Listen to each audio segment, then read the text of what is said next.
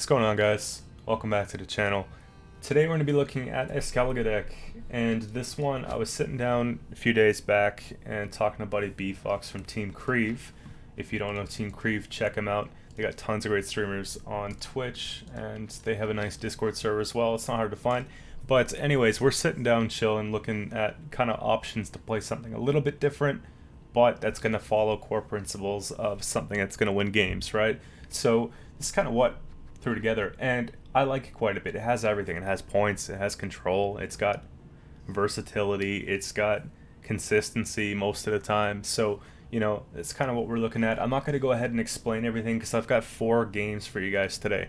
And in these games is going to be top-notch commentary. Like it's me basically playing the games last night and sitting down a few minutes ago and watching all these games again and just kind of giving you the play-by-play and what the thought process was and what my expectations were, and maybe mistakes that I would have made or what I was anticipating, the rest. So you'll get a good idea of what's in the deck and how to play it by the end of this. And this deck took me from 2,400 to just under 2,500. I think we're like one game back. So I don't know if I'm going to force it for the rest of the season, but this was a pretty easy run. And for my last 10 games, I was 8-2.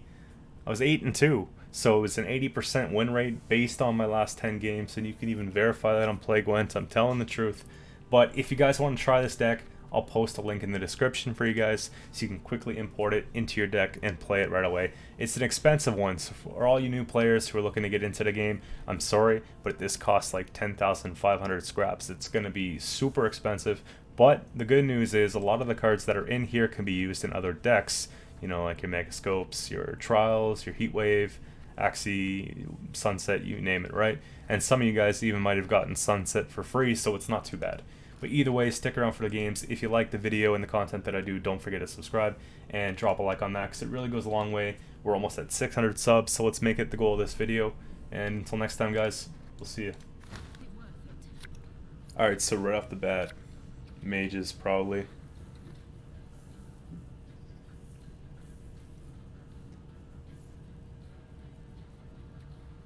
And when I'm taking mulligans, I'm trying not to keep, too many of the Megascopes in hand, assuming maybe one of our taller units might get killed and whatnot.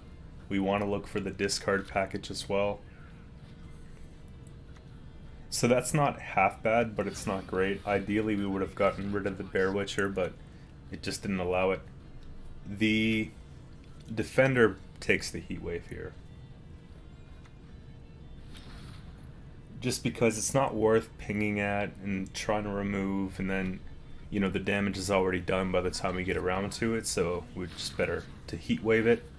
This just eats a Giga Scorpion, and you gotta know that this deck is teched quite a bit against this matchup, and as well as the Nature's Gift matchup, so you'll see how it performs here.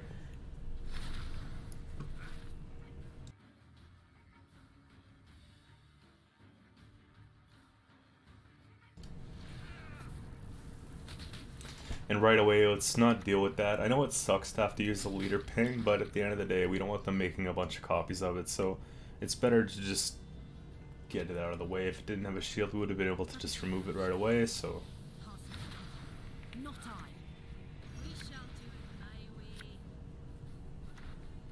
Now, I'm not too worried about these mages compared to the other ones, so, those can just sit for now while we try to get something else going for us in hand.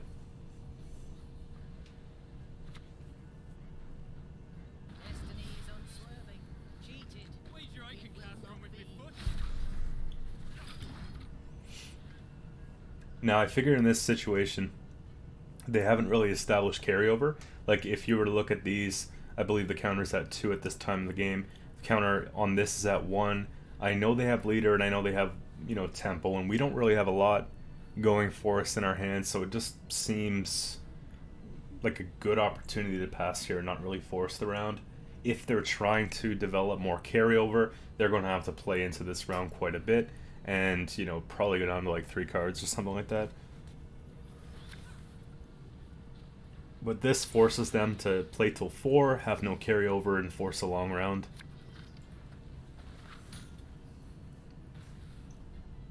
Surely I wasn't expecting them to just keep going here. I guess they figured that they'll be able to 2-0 at this point.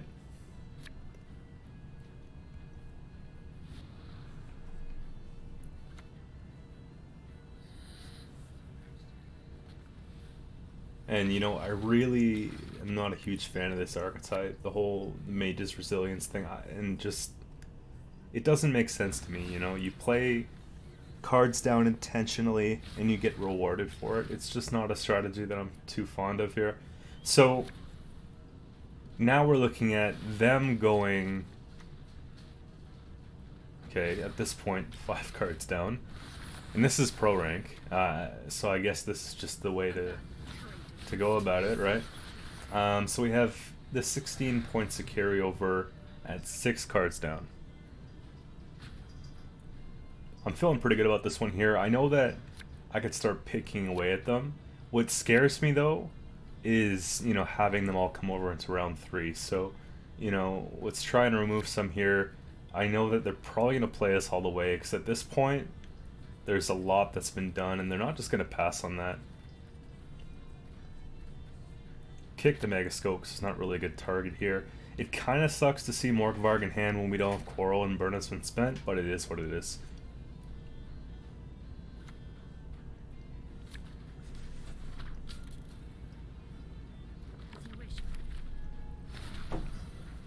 So not having Heat Wave really sucks for this, but we do have a Axie that's prepared. So we'll get to that, you know, when it's the right time, but it doesn't make sense to do it now because it's going to keep growing regardless. So we're trying to figure out a way to get these cards back here, and there we go. It's very difficult to bleed when someone has like a Sunset Wanderers, so having this card really makes a difference here. You know, they really shouldn't bleed into it because it's going to come down 11 free points, maybe a better card in our hand. We could be looking for Coral here. Obviously we don't get it, but you see what I mean? It really kind of splits the gap. It cuts the deficit by a third. And then of course they're depending on these just getting wild. These Patience Mages and whatnot. A little carryover established just in case.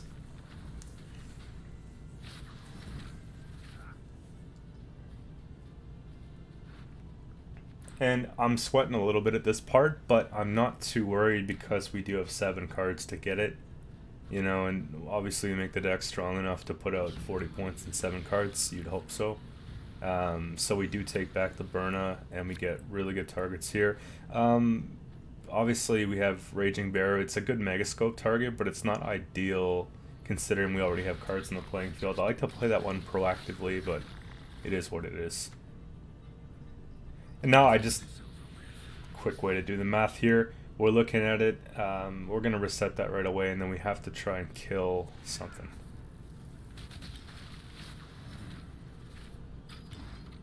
There we go. Just nudge it down. That'll take us into round 3. And I think at that point they realized 5 card advantage is not worth 8 points carryover, right? So going into game 2, I figured you guys might want to see this one, so I tried to get a Skellige game. This is like an indirect mirror, so it's not exactly the same deck. I haven't really seen anyone on ladder playing the exact same thing as what we have here, but there's certainly different versions of it.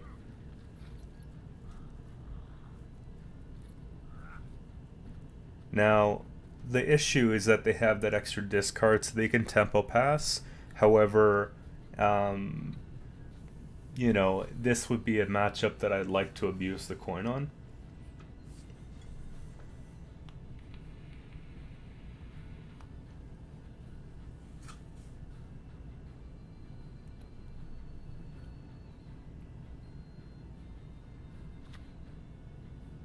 So this is going to be the big carryover for them, and so we want to kill that by any means. In this case, yeah, I believe we just take the trial here and then just dump it. Because then they start playing them for 8 on Bonded, and then, you know, they can bring it back in round 3 or whatever, play one for 10. It just gives Fuchsia like so much value, it's not great.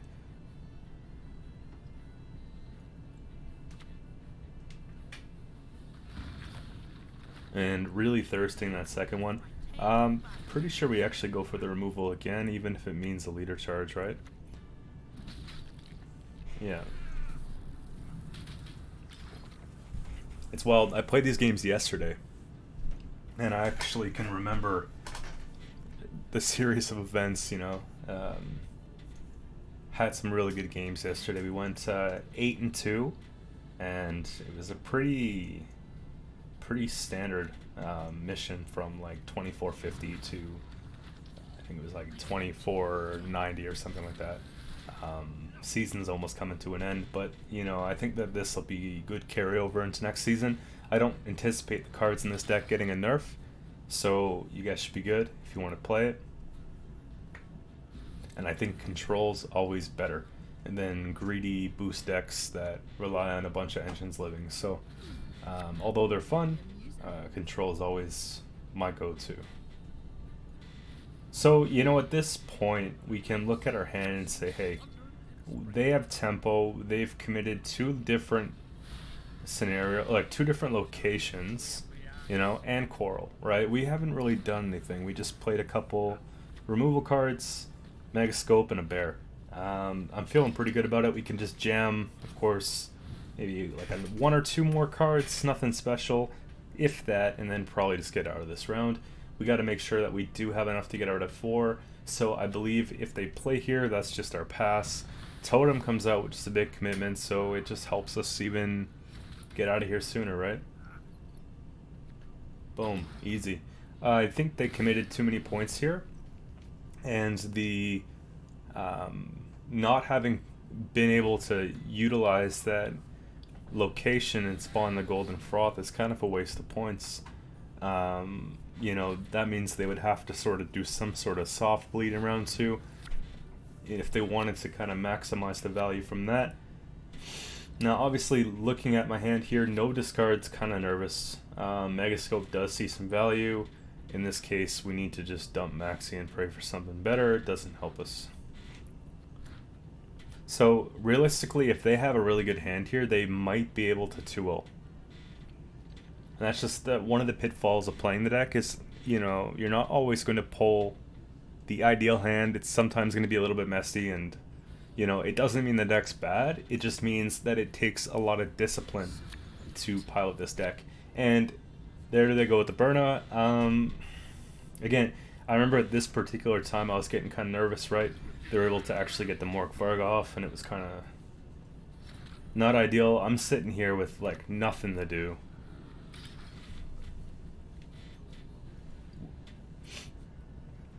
It's tough because in a bleed, you kind of want to like let them have an opportunity maybe to get the card back if your hand's bad, but then you want to start trying to defend that card, you know, just to kind of, again, play to win. And, you know, with the hand that I believe they have at this point, it's going to be very tricky. Again, Golden Froth can come out here and give them the extra 6 points if they want. And we're a long way from getting help from our Wanderers here, right? It's still a few spots away. At least they left the bear for us to use. Definitely helps. And just doing a bit of math here. If they pass, this is where I'm defending cards, so, you know, puts us at 16 points, keeps them at 14 if you're wondering about that leader charge. I figure, let's see what else they got, really. And then, boom, surprise Maddock. This part got me all confused. And this is where I started to think, okay, maybe we lose, because we have a lot of just, like, 4s from hand and stuff, and not so great cards at this point. We'll put this on almost ranged. I believe I put it up to melee, yeah. You want to put it kind of minimize the value from the Maddock, which is why we're clicking off our own bear here. And again, take your opportunity to get back your card. I don't think they're going to at this point.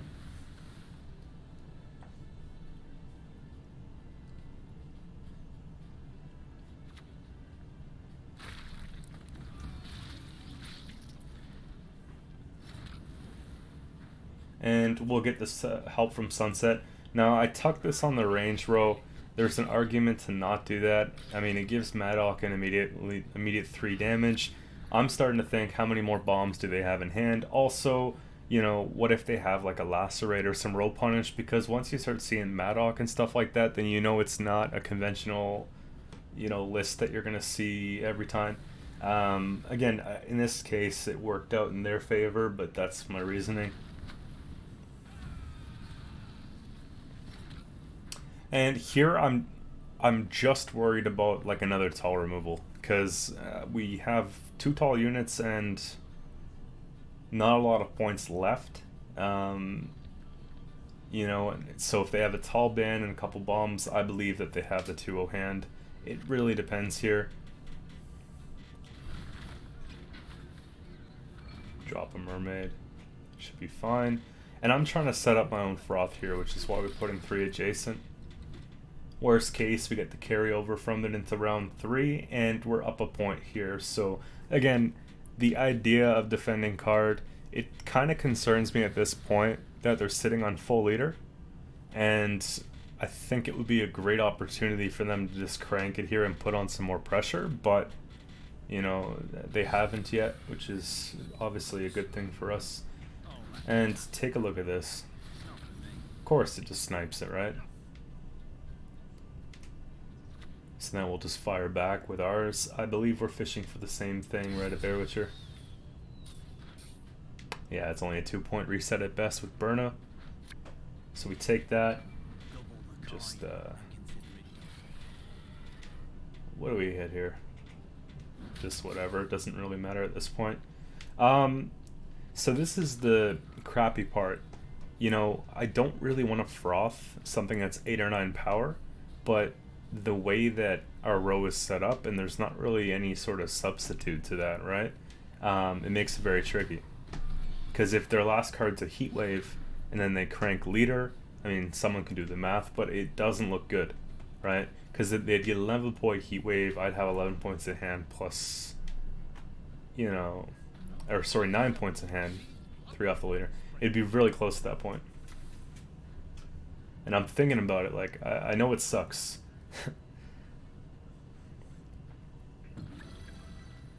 So there we go.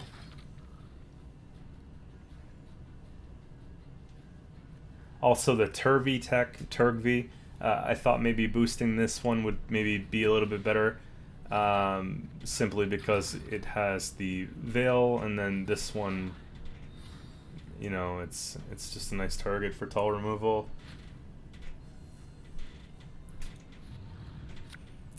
So we get carryover heal, which is kind of nice considering they're sitting on leader. It's a little late, but we do see Coral show up. And of course we really want Fukushia because that's kind of a win condition here, so that's huge. Now, the reason why we're taking Coral here first, even though it's playing for 1, is because, again, let's fish 1 instead of 2. If it lives, then we can do 4 damage next turn, so that was kind of the idea. And they're deciding to kind of go the no unit route for round 3, which is very frustrating in this matchup. We want them to play cards, and not a lot we're saying here, so we can probably just tuck back the ones we pulled. Of course, we don't get that extra damage off it, but it's alright. And at this point, you know, it looks like we're in a comfortable spot, but you have to understand, like, they have an extra 6 points off their leader than we do. So, you know, if they're able to snipe, well, they should be able to snipe here. The Berna, we don't get the heal value, and whatever else they have in hand, but I feel like they exhausted quite a bit.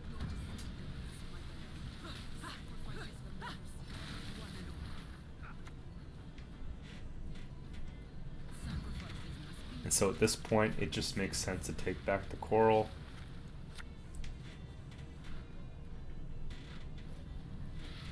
And I mean, at that rate, you just take it and you see if you can just take out that Adept, and thankfully we got it.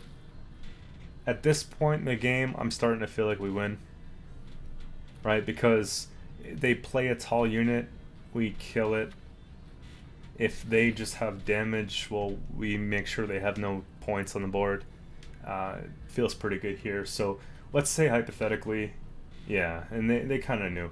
But if they were to get rid of everything, we'd still be all right. Like we'd have at least 2-3 points on the board. So this could either be siege or mages. Probably mages. Actually, it is mages. I played the game, but going into it, you never know. So you have to kind of take both things in consideration. I want to have some removal in hand, like the gutting, maybe the Giga Scorpion, trials, etc. Not too much discard if I don't have any discard cards, so we ditched the Skirmisher and we got the Burna, which was great. And I don't know. I don't think this deck has a bad coin. I always like playing on red coin more, like in general. It helps me commit what I feel I'm comfortable committing in a round and not what I'm forced to. So red coin's always my favorite, but this deck has a really good blue coin strategy, so it's all about the tempo pass. Like a lot of decks have big points, but we have tempo. Kind of plateaus after a while, but we can slam out 30-40 points in a few turns and then pass if it's looking ugly, or just control the round, right?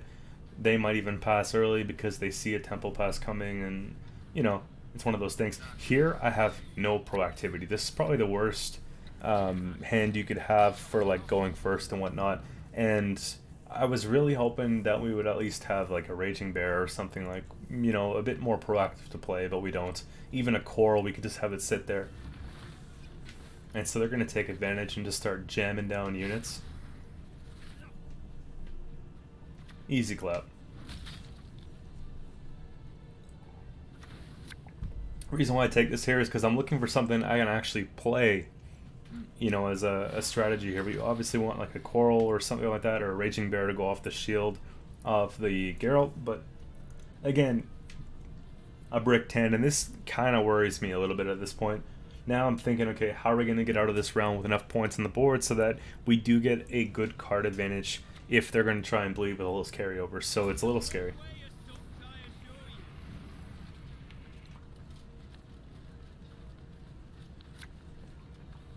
So 7 puts it kind of out of reach. And this is the tough part too. Like, we went first at this point. I want to get out of the round.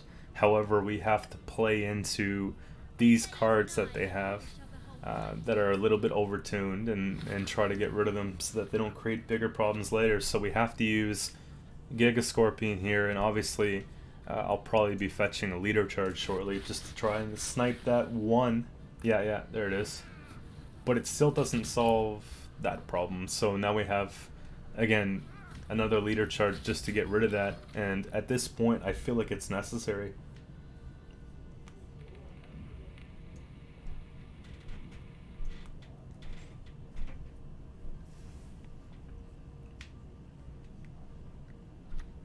Like, look at that. So, and we can't even really tempo pass because we don't have a lead, right? We have 11-11, so we could take Burna here, right? That should buy us a turn, but then we don't want to stick around because then they're going to get Patience 4. So Patience 4 is going to set up their big play in round 3, so we have to just look at 26 points and say, hey, there's no carryover mages on the board. We can probably let this one live. Just let that be the case, right?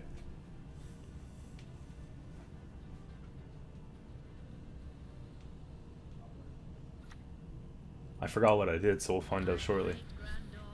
There's one.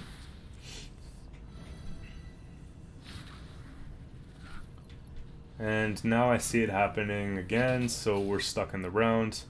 Good snipe. I mean, we had a pretty good shot at taking it, 75%. And we use the offensive trials. I like that card offensively because it's a neutral Giga Scorpion, basically. Anything but a Wisher. There's one there. We don't want Sunset coming out, so we're just going to go ahead and basically pass here.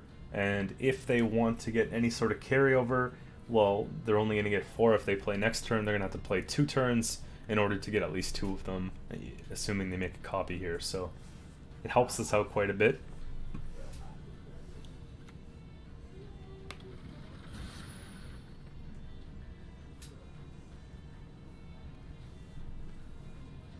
And I guess we have to see if they're gonna greed, just take the damage. No, they're probably gonna continue playing at this point, because like when you're playing mages, I find they're just so thirsty to have that 4 or above to get the Zeal later on. We'll see. Are they gonna take it? Because otherwise we'll be tied.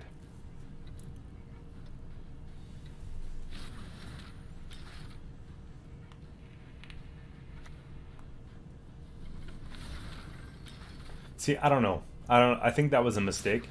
Reason being is because they saw Gutting Slash, they saw Trials, they saw Giga Scorpion. They know that the leader's pretty well, it's finished.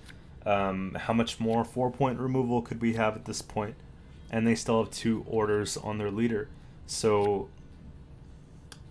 I think I would have just personally taken the damage at 3, but it's hard to say.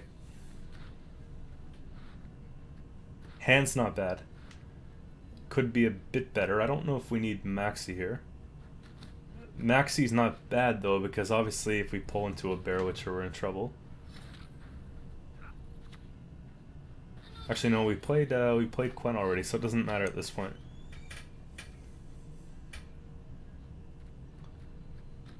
Kind of like the way that looks for round 3, and they take a pass here, not even a bleed. So long round 3 card down for them. We do have last save. If there's anything really tall, we can obviously just take care of it. Sunset's gonna come out for a decent amount of points here as well. And we pretty much thin our deck down nice. Like, I have pretty well everything we need, right? 1 discard in hand's perfect. We have proactive plays. We have reactive plays. Heat Wave's even better. You know, the reason why we kicked back the Skirmisher is because I'm thinking that we might draw it by their means, right? The fact that I got the Bear instead is not very good, but it is what it is. Because we have location in hand, the self-wounding is not too bad because we can just heal it on either side.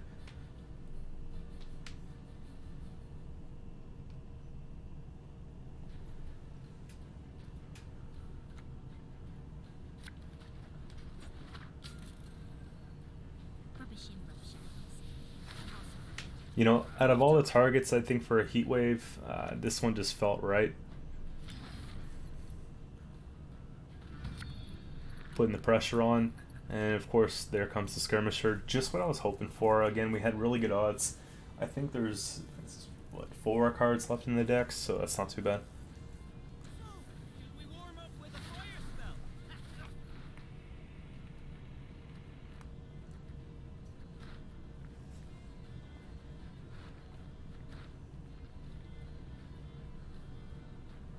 The reason why we have Sunset instead of Oniro as well as for the extra points.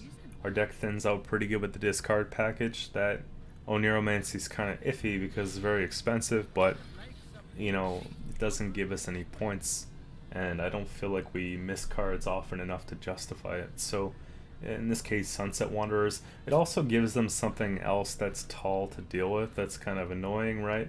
And it just plays for points. It doesn't have any other value, so if we have anything else engineering, like for example one of the mermaids or coral, then it actually kind of sticks. This is an annoying situation to be in because we can't kill the adept. We don't have adrenaline for anything else, so we're fishing for this. And hopefully we can get some pings in there. I'm hoping just to hit it once. Decided to, looks like, tuck back the Bear, and we're valuing the value of the Gutting Slash a bit more. Okay.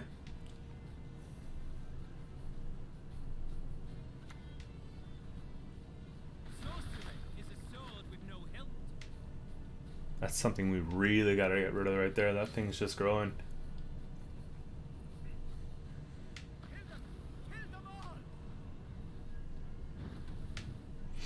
Smart enough to use it.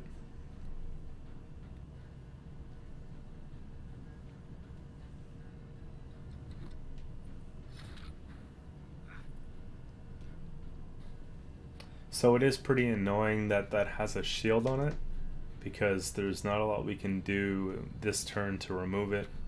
So I guess we just go ahead and what? It's not a bad play here.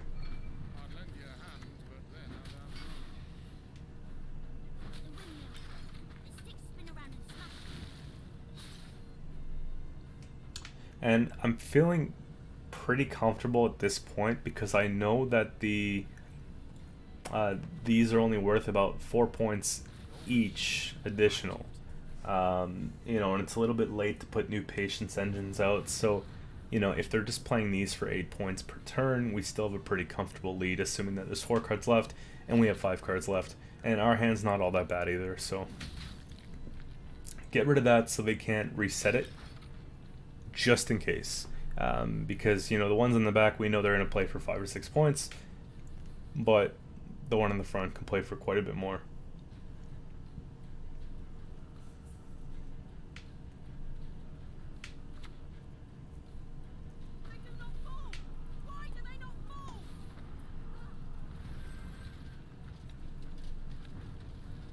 There it is. So now at this point I'm thinking, okay, they don't have Baron.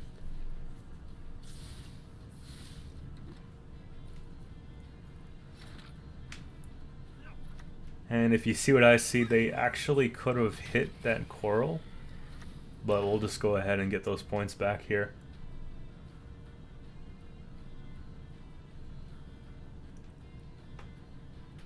Not sure why, but it's alright.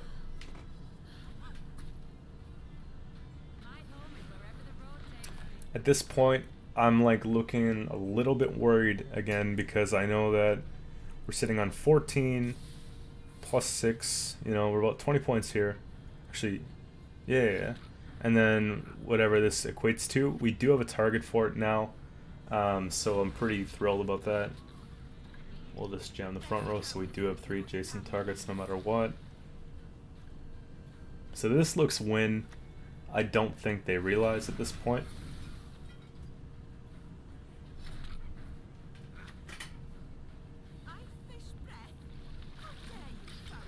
Let's not boost anything just in case.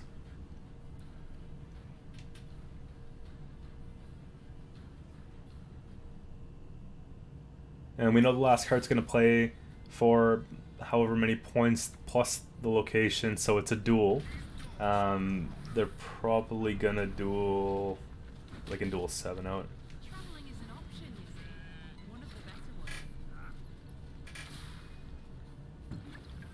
There it is, and then, yeah, they already know. And this is probably one of the most frustrating matchups right now. You know, I was playing Devotion, Scoia'tael, Nature's Gift for the longest time. Like, I play Scoia'tael more than anything. If you look at my all-time wins, I have the most with Scoia'tael. However, I just get bored of playing things when it becomes like cool, you know? When everybody starts playing the same thing, it's like, let's take a break from that. You know, I did it back in the day, man. So here we are, we're teching against it, and same thing applies. If you don't remove the engines, they get out of control and you lose. So we look at this now, it's within removal range, and we have to decide. I think the easiest line is to take the trial.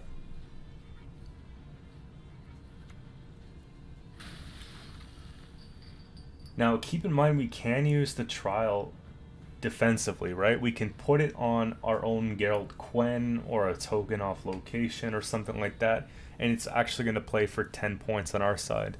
10 for 6 provision is really good, so if we have to, that's the option, but I like to use it offensively. It just makes sense here. Boom, Gutting Slash Leader, perfect kill. Don't love using Leader here, but I do know that, you know, they have the opportunity to establish some carryover if we let this go on taps. So again, this one doesn't come easier, removes it. You know, the problem is with this too is that we can't really play deeper into this round. We don't have anything. We have all our discard cards in hand, and we don't have anything to chuck them away, so we're not getting the value from that. We're looking for a big swing from them. This is exactly what we want to see. The frustration from me removing all your engines comes, and you're going to overspend here. That's what I want to see, because if we go into round 2 and they're bleeding this could be worth like 40 points, right? They have the Fauve into the Call, into the Simlas, into the 2, you know, Bountiful Harvests, potentially 2 Sorceresses, into 2 Caresses, into, you see what I'm saying? It gets ugly. So to see that all come out here, I think that we've actually done very well. We don't have to worry about those extra engines in round 2. And, you know, at this point, I'm starting to think we have a shot. I'm starting to think that they're going to bleed, but they're not going to have the resources to bleed the way they want to. And we're going to be able to preserve card. That's kind of what's going through my head at this point. I see 1 discard card, so that's awesome. Probably kick back the bear, or do we kick back the maxi? Oh, we're not getting greedy here. That's what it is. And yeah, that's not bad. That's not bad. Because we're able to generate pretty big points here without actually committing a lot. So that's I'm comfortable with that. And so now we'll just practice defending card. And, you know, the reason why we use the ping here is because I feel like even if they played a 7, it's a few points of carryover that could just make things harder to remove in round 3. And then, you know, it could ultimately cost us, even though it doesn't seem like a lot.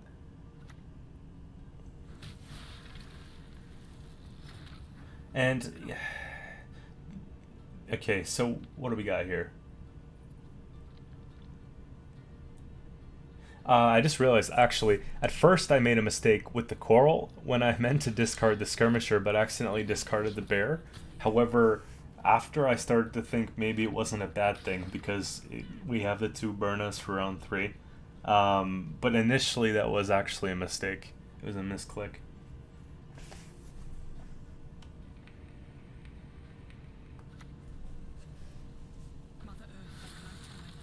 Comes down to how much it matters, though. When you see a dryad like that, you kind of have to let it climb, because we know that if we just reset it now, it does nothing, because they can just boost it again, knowing we have no more tall removal. So we have to just let it sit, let it grow, and try to play around it until it's tall enough so that once we reset it, they cannot come back and they're forced to pass. So that's kind of what I'm thinking at this point. As long as we're staying ahead every turn, that's what we want. And I think they're really trying to get that card back at this point, because they know that maybe we have like a Morkvarg or something, or a Heat Wave if we haven't spent it. I don't remember at this point, but you know what I mean. They know they have to get the card back. So here comes the Justice. And you know, I wasn't super impressed by the way Francesca was playing in this matchup. Just felt like a little hollow compared to what I guess. I mean, it all comes down to the special you play off it. I don't remember them getting a very good special in that case.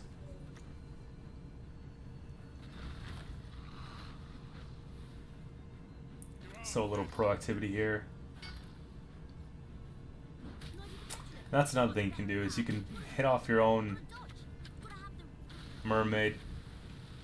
Use the order on the back row. You're not losing value because it's 4 for 4.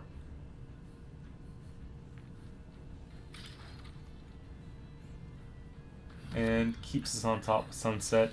Now this is really awkward. We have 2 Megascopes in hand, nothing on the board to copy, except for the Quartermaster. If they kill the Quartermaster, then we have absolutely nothing.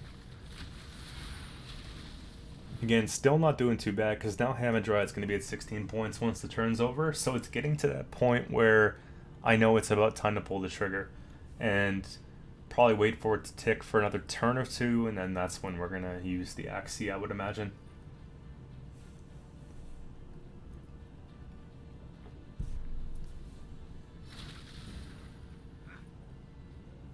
So at this point we have time. We know that they're going to go up to 30 points. Minus 2 is 28 because the rain in the back row. So we could probably just toss something down at this point, right? And then use that. That should be just fine. Hit the Quartermaster with the Froth to keep it alive, because that's what we're going to have to make copies with shortly.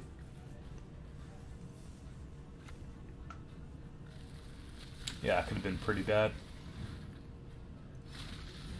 And again, still ahead. The QM's going to save the day here, because if they pass, we get that spawn on turn end, so it's fine. Still get the 4 points off it.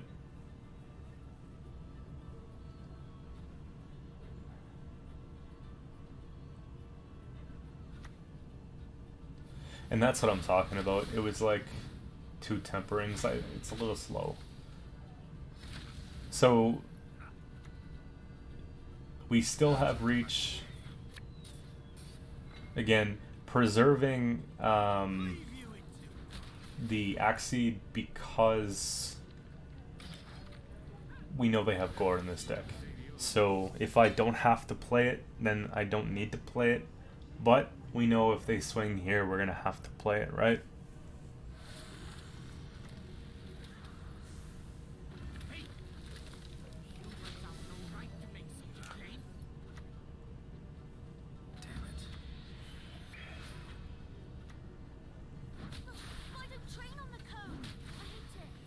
And went for it there because, you know, if Gord's worth like 20 points, we have reach. Otherwise, you know, we're running out of board space as well for the Quartermasters, so it's better to just try and get out right now. We still have Heat Wave, and we have card advantage, and we have the Resilience Heal Order on the location, so, you know, at this point, I'm thinking that as long as they don't pull a Godly Hand, we win the game. Fukusha missing is really bad.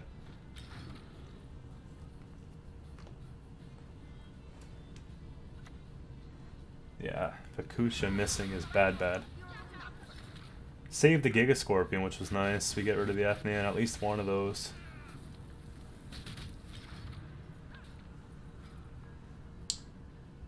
And we know their devotion, so I'm not really timid here about like this bear getting heat waved or something. So let's take the points regardless. I think I moved it to ranged. Yeah, because Gezras could be a thing. I wasn't counting provisions spent. I've been surprised by Gezras a couple times, so we have to deny any potential value. You know, even if they put Ethnion melee row, it could have been a mistake on their part, so play it safe.